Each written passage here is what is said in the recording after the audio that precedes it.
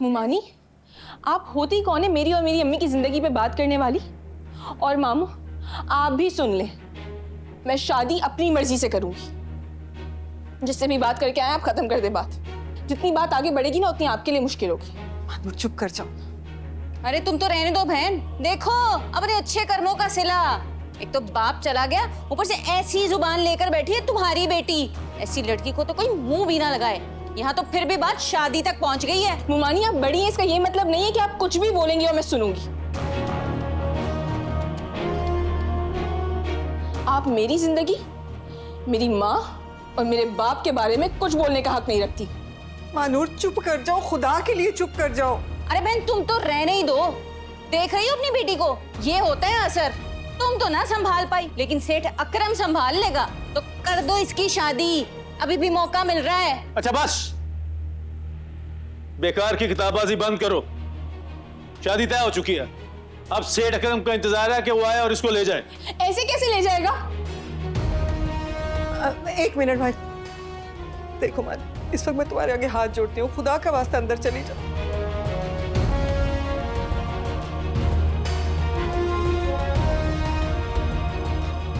अम्मी, मैं अपनी मर्जी के बगैर शादी नहीं करूंगी। हाँ हाँ, मैं वादा करती हूँ तुम्हारी मर्जी के बगैर कुछ नहीं होगा, लेकिन तुम इस वक्त अंदर चली जाओ, तुम्हें मेरे सर की कसम।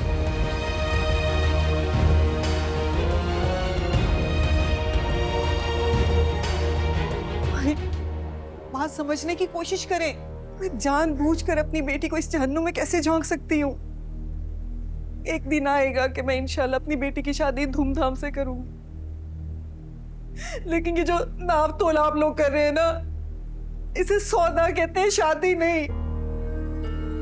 लो जी, एक और इल्जाम ले लो। सारी जिंदगी इन लोगों के लिए इतना कुछ किया, लेकिन वो सब किसी खाते में ही नहीं। बहन एक बात बताओ, जब तुम्हारा शौहर चला गया तो तुम्हारे पास था ही क्या? नहीं बताओ क्या था? तुम्हें इस घर में रखा, तुम्हें और तुम्हारी बेटी को पाला। एहसान है भाभी तुम लोगों का, मगर क्या इस एहसान का मतलब ये है कि तुम लोग मेरी बेटी को बेच दो, उसका सौदा करो? मैं लंबी चौड़ी बहस में नहीं पड़ना चाहता। ये शादी तय होगी। मैं सेठ का मकरूज हूं। मैंने सेठ का बहुत सारा कर्जा देना है, और ये घर भी बेच दूं ना तब भी मैं उसका कर्जा नहीं उतार सकता, क्योंकि ये मकान पहले से ही उसके पास गिरवी में पड़ा हुआ है। और अगर मानूर की शादी उससे हो जाएगी तो मेरे सर से कर्जा उतर जाएगा और मानूर की जिंदगी भी संवर जाएगी। और अगर मैंने उसको कर्जा ना दिया तो वो लाश भी नहीं मिलेगी मेरी, चील कौवे खा जाएंगे।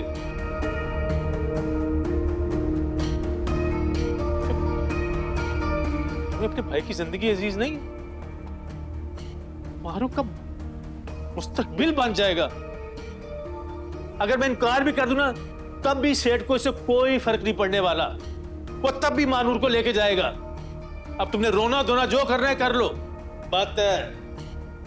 खुदा के लिए भाई, मैं तुम्हारे हाथ जोड़ती हूँ, ऐसा मत करो।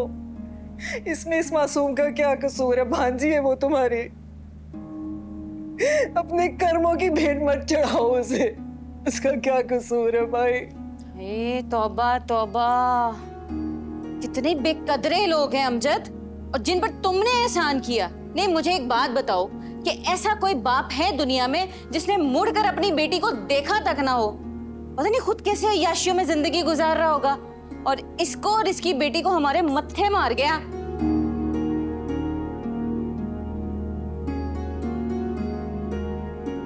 प्यार से, मोहब्बत से कर दो ये काम, वरना जबरदस्ती तो हो ही जाएगी।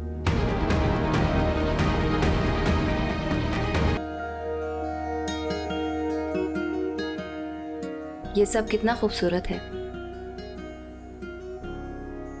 Yeah, that's a nice place. क्योंकि मेरे लिए तुम ही सब कुछ हो। You mean the world to me. मैं विश यहाँ पे और कई चीजें देखने के लिए, तुम हमेशा मुझे ही क्यों फोकस करती हो? क्योंकि मेरे लिए तुम ही सब कुछ हो। You mean the world to me. You're crazy. Yes, crazy about you. अब तो तुम ऑफिशियली मेरे होने जा रहे हो। मैं भी जिस तरह तुम मुझसे मोहब्बत करती हो ना, टूट के चाहती हो। अम्मी, भाई, अलीजे, भाभी, रोहान, ये सब मेरे लिए मेरी जिंदगी में बहुत अहमियत रखते हैं। मैं उनसे बहुत मोहब्बत करता हूँ और उम्मीद करता हूँ कि तुम भी उनसे उतनी ही मोहब्बत करोगी और उनकी वाकई इज्जत करोगी। तुम्हारी मोहब्बत में ना मैं किसी को शरीक होने दूंगी, ना तुम्हें किसी को शरीक करने दूंगी।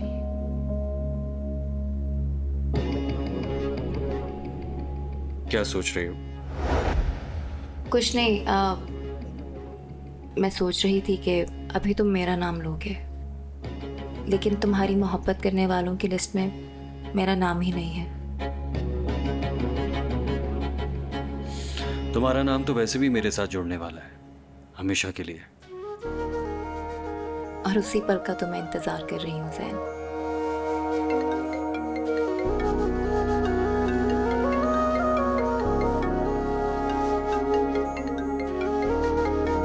Excuse me.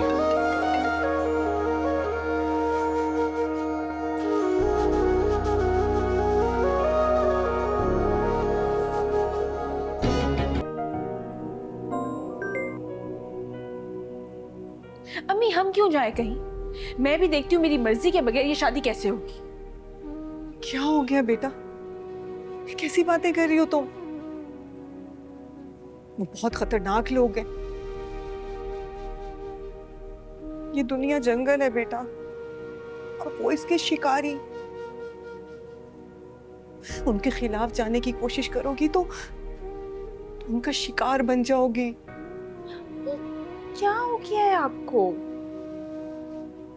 अगर जाना ही है ना तो किसी और के घर क्यों जाएंगे हम? शहर चलते हैं, वहां पे हमें छोटा मोटा किराए का घर मिल जाएगा और मैं यूनिवर्सिटी भी जाऊंगी और नौकरी भी कर लूंगी।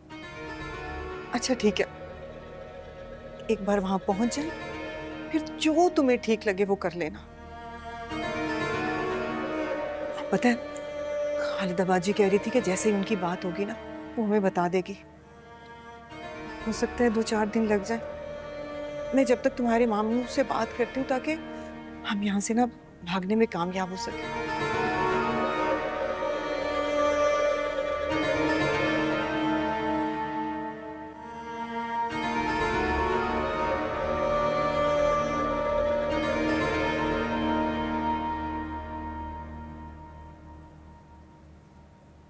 खबर है तुम्हारी बहन भागने की तैयारी कर रही है। क्या बकवास कर रही हो तुम? बकवास नहीं कर रही, तुम्हारी चहेती बहन उस खालदा के साथ मिलकर महनूर को शहर भेजने की तैयारी में लगी है। वो तो शुक्र है कि मैंने सुन लिया। ये आसिया जरूर मुझसे कोई गलत काम करवाएगी। कुछ तो अक्ल को हाथ मारो, कोई जरूरत नहीं है आसिया से बात करने की। उनके सेठ अकरम से बात करो, उसको बोलो कि कल ही आए और इस मुसीबत को यहाँ से लेकर जाए। शाम, अगर बात को समझो, ये काम जितना जल्दी हो जाए ना उतना अच्छा है। आसिया को वैसे भी 4-5 दिन चाहिए और वो आएगी तुमसे बात करने। उसे ना कोई उम्मीद मत देना, समझे ना? बस उनको पता तब चले जब बारात सर पे आके खड़ी हो जाए।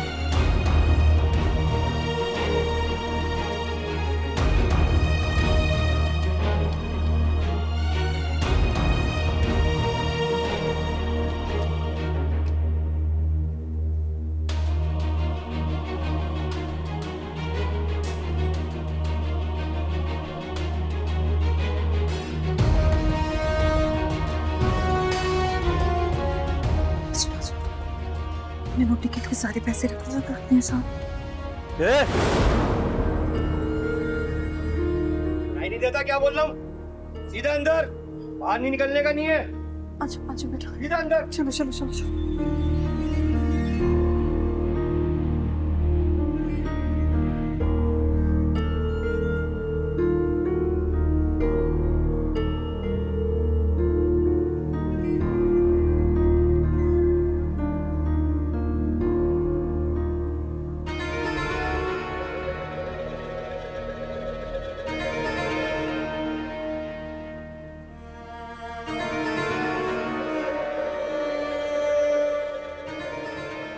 मेरी आंखों में धूल झोंक कर कहाँ जा रहे थे तुम लोग?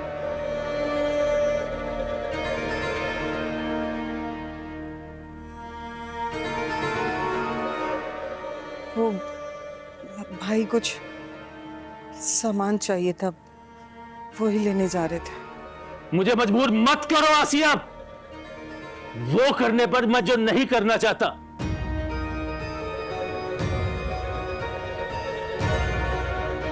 अब ये बेइज्जत होकर इस घर से रुखसत होगी या इज्जत के साथ जाएगी, इसका फैसला तुम खुद करोगी।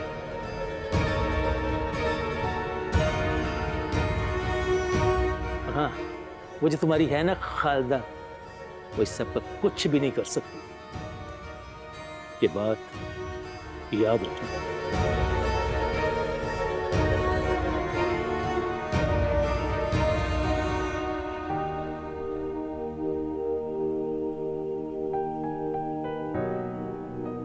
नहीं भाई, खुदा के लिए ऐसा मत कर। मैं हाथ जोड़ती हूँ आपके आगे।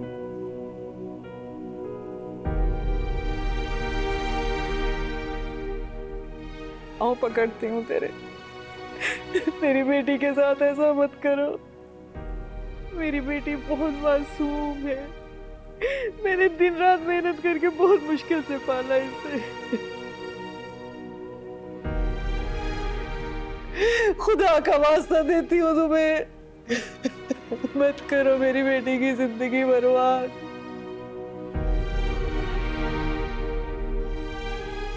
बाजी है वो तुम्हारी, कुछ तो ख्याल करो। मत करो उसके साथ ऐसा। उसका हिस्सा मैं कुछ लेना देना नहीं, कोई कसूर नहीं है। मत करो भाई।